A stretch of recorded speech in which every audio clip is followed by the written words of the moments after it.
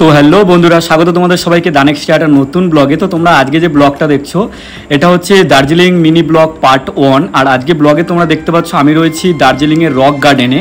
এখানে রক গার্ডেনের যে ভিউ সেটা তোমাদের আজকে তুলে ধরবো, এবং এখানকার ওয়াটারফল এবং এখানকার রাস্তা কতটা খাড়াই সব কিছু তোমরা আজকের ব্লগে দেখতে পাবে। তো তোমরা দেখতে পাচ্ছ আমি অলরেডি রক গার্ডেনে পৌঁছে গেছি।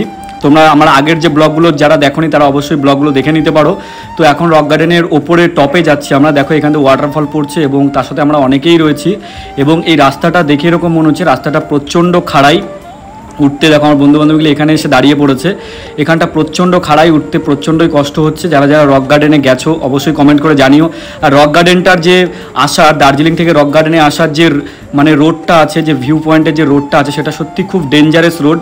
যে রোডটা ক্রস করে রক গার্ডেনের ভিউ পয়েন্টে আসতে হয়। তো রক গার্ডেনটা খুবই সুন্দর একটা জায়গা। যারা যারা দার্জিলিং যাচ্ছ অবশ্যই একবার হলেও রক গার্ডেনে ঘুরে আসবে, কারণ রক গার্ডেনে না গেলে তোমরা এখানকার যে সৌন্দর্য সেটাকে অনুভব করতে পারবে না। আর এটাতে গেলে অবশ্যই তোমরা চেষ্টা করবে যে রক গার্ডেনের সব থেকে টপে যাওয়ার, কারণ সেই টপ থেকে পুরো এই রক গার্ডেনের ভিউটা একটা আলাদাই মানে অন্য রকমের দেখায়। তো সবাই চেষ্টা করবে একটু কষ্ট হলেও পুরো রাস্তাটা ট্রাভেল করে একদম পুরো রক গার্ডেনের একদম টপে ওঠার, যেখান থেকে পুরো এই পাহাড়ের পুরো সাইডটা সুন্দরভাবে দেখা যায় এবং সেখান থেকে খুব ভালো ফটোশ্যুট হয়। তো চলো এই ব্লগটা এখানে শেষ করছি, দেখা হচ্ছে তোমাদের সাথে পরবর্তী ভিডিও।